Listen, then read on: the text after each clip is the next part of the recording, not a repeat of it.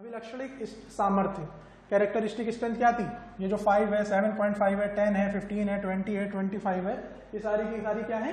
अभिलक्षणिक स्ट्रेंथ जो हम लोगों ने अभी देखा। ठीक, तो पहली तो स्ट्रेंथ ऑफ कंक्रीट में सबसे पहला आ गया कैरेक्टरिस्टिक स्ट्रेंथ, दूसरा आ गया ग्रेड्स। ग्रेड्स अभी हम लोगों ने डिस्कस किया। ग्रेड मतलब M5, M10, M15, M20, M25, M30। ठीक, कैरेक्टरिस्टिक स्ट्रेंथ हम लोगों ने देख लिया,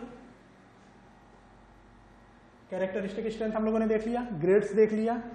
अगला है टेंसाइल स्ट्रेंथ, तनन सामर्थ्य।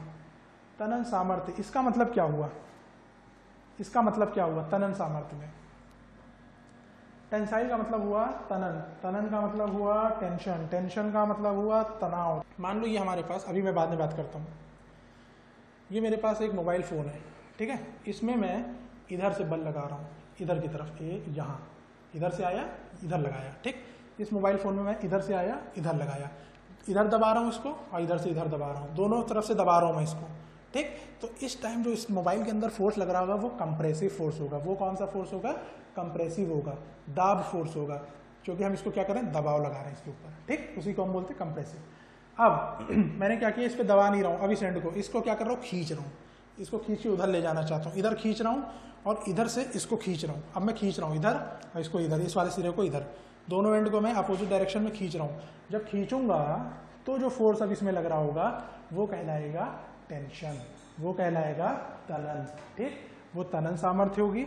और ये जो तनन सामर्थ्य होती है कंक्रीट की, कंक्रीट जो है वो तनन में, याद रखना ये बात, कंक्रीट जो है वो टेंशन में बहुत कमजोर होता है। टेंशन में टेंसाइल स्ट्रेंथ जो कंक्रीट की होती है वो बहुत कम होती है। ठीक है, कंप्रेसिव स्ट्रेंथ जो होती है, दाब वाला जो स्ट्रेंथ होती है, सामर्थ्य होती है, वो बहुत मजबूत होता है कंक्रीट। उसमें सामर्थ्य में दाब वाला जो फोर्स लगता है, कंप्रेसिव स्ट्रेंथ जो कंक्रीट की होती है वो बहुत होती है, वो बहुत अच्छा होता है कंप्रेसिव स्ट्रेंथ उसकी। लेकिन जो इसकी टेंसाइल स्ट्रेंथ होती है वो बहुत कमजोर होती है, वो बहुत कम होती है। और टेंसाइल स्ट्रेंथ कम है तो इसका मतलब कुछ गड़बड़ होगा। फिर तो अगर टेंसाइल स्ट्रेंथ कम है तो इसका मतलब कुछ ना कुछ उसमें गड़बड़ होगा। क्या गड़बड़ होगा? कि वो तनाव में फेल हो जाएगा, तनाव में हमारी कंक्रीट फेल हो जाएगी। तो अब उस तनाव में उसको फेल होने से रोकने के लिए हमने कुछ किया। क्या किया बाद में बात करेंगे उसकी, कि हमने तनाव में रोकने के लिए क्या किया। लेकिन फिलहाल के लिए, अभी के लिए मैं सभी को ये बता दूं कि जो टेंसाइल स्ट्रेंथ होती है कंक्रीट की वो बहुत कम होती है। फिर अगला है modulus of elasticity of concrete, है ना, प्रत्यास्थता मापांक, है ना। तो अगर हम modulus of elasticity of concrete की बात करें तो इलास्टिक का मतलब होता है, प्रत्यास्थता का मतलब होता है कि कोई चीज कितनी अपना शेप को चेंज कर सकती है। मतलब शेप को चेंज करने का मतलब, इलास्टिक का मतलब, प्लास्टिक का मतलब जो शेप चेंज ना कर पाए, इलास्टिक का मतलब जो शेप चेंज कर ले, जो अपने आकार को चेंज कर ले और आकार चेंज करने के बाद फिर से उसी पोजीशन में आ जाए। क्लियर? तो कौन इलास्टिक होगा, मॉड्यूलस ऑफ इलास्टिसिटी क्या होगी कंक्रीट की, ये भी देखना पड़ेगा हम लोगों को। ठीक है, तो वो मॉड्यूलस ऑफ इलास्टिसिटी निकालने का हमारे पास फॉर्मूला होता है। Modulus of elasticity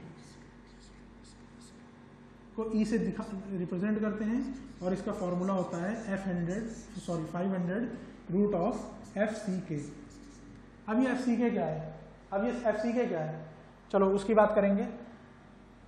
tensile strength निकालने का भी हमारे पास फॉर्मूला होता है। टेंसाइल स्ट्रेंथ निकालने का हमारे पास जो फॉर्मूला होता है वो होता है 0.7 रूट ऑफ FCK। ठीक, ये टेंसाइल स्ट्रेंथ अगर तुम्हें कंक्रीट की निकालनी है तो ये फॉर्मूला लगाओगे, मॉड्यूलस ऑफ इलास्टिसिटी निकालना है तो तुम ये निकाल लोगे।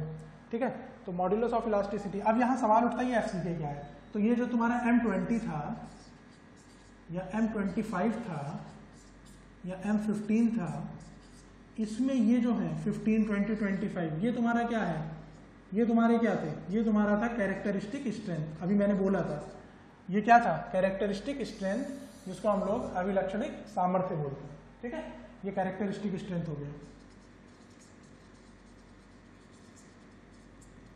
ठीक, ये कैरेक्टरिस्टिक स्ट्रेंथ है, अभिलक्षणिक सामर्थ्य है। तो अभिलक्षणिक सामर्थ्य अगर M15 है तो ये जो 15 है this is what FCK। FCK से डिनोट करते हैं इसको। ठीक है। कैरेक्टरिस्टिक स्ट्रेंथ को हम लोग डिनोट करते हैं FCK से। तो जो M15 में 15 है, ये 15 इज FCK, M20 में ये जो 20 है दिस इज FCK, M25 में जो 25 है ये क्या है FCK। FCK मतलब कैरेक्टरिस्टिक स्ट्रेंथ, कैरेक्टरिस्टिक स्ट्रेंथ को हम लोग डिनोट करते हैं FCK से। इतनी बात यहाँ तक क्लियर हो गई सभी के लिए। अब देखो अगली बात मॉड्यूलस ऑफ, अब तुम्हें अगर निकालना है तनन में कितना है तो 0.7। मान लो तुमसे कहा जाए कि M20 ग्रेड के कंक्रीट का बताओ कि टेंसाइल स्ट्रेंथ उसके अंदर कितनी होगी, तनन सामर्थ्य उसका कितना होगा। तो तुम क्या करो, FT से उसको दिखाते हैं टेंसाइल स्ट्रेंथ, ये फॉर्मूला हमें पता है, ठीक।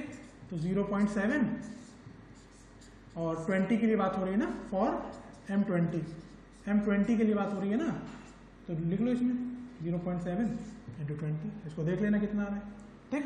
अगर हमें निकालना हो यही modulus of elasticity for M20, अगर हमें प्रत्यास्थता मापांक निकालना हो M20 के लिए तो उसमें क्या करेंगे, E = 500 √ FCK मतलब 20, तो ये निकालो। तो तुम्हें इसी तरीके से उसकी मिल जाएगी स्ट्रेंथ, ये मिल जाएगी स्ट्रेंथ। तो ये मैंने एक तरीका बता दिया कि तनन सामर्थ्य निकालने का और कैरेक्टरिस्टिक स्ट्रेंथ या कंप्रेसिव स्ट्रेंथ निकालने का तरीका क्या है, वो मैंने तुम लोगों को यहाँ पे बता दिया।